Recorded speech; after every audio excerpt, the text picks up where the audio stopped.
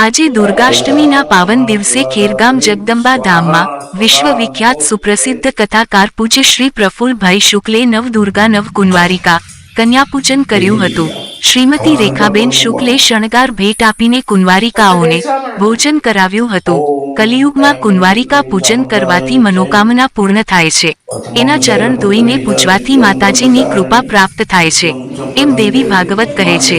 જય ભવાની, જય માતાજી, જય અંબે। सप्तमं कालरात्रि महागौरी चाष्टकम नवमं सिद्धिदात्री नवदुर्गां प्रकृतिता ओम महामाया प्रभावेण सर्वबाधा विनिर्मुक्त धनान्य सुतान्वित मनुष्य मत्प्रसादेन भविष्यति न संशय।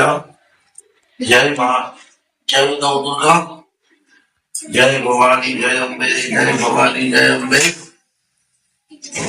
जय भवानी, जय अम्बे, जय भवानी, जय अम्बे, जय भवानी, जय अम्बे, जय भवानी, जय अम्बे, जय भवानी, जय अम्बे, जय भवानी, जय अम्बे, जय मां भगवती, जय राजराजेश्वरी, दुर्गा अम्बा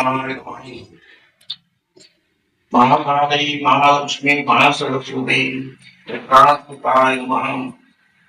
जय तंदे चामुंडे, जय भूतारिणी, जय सर्वगते जागरात्रि नमोस्तुते, संबा जय कृदंबा, जय शिवे सर्वार्थ साधिके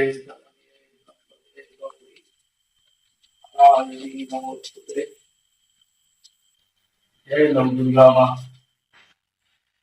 आह्वानं न जानामि, न जानामि तवार्चनं न जाश्चैव न जानामि सम्यतां परमेश्वरि।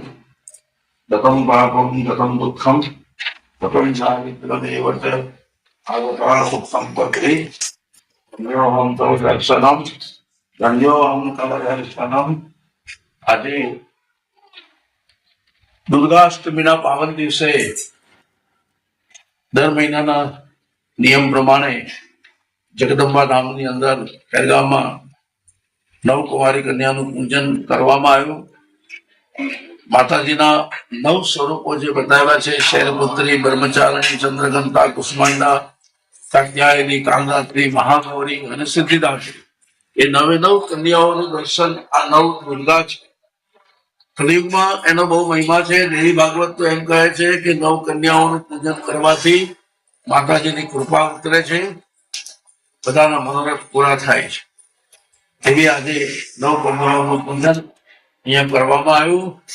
બોલો આદ્ય શક્તિ અંબે માતા કી જય। ભવાની, જય અંબે, જય ભવાની, जय अम्बे, जय माताजी।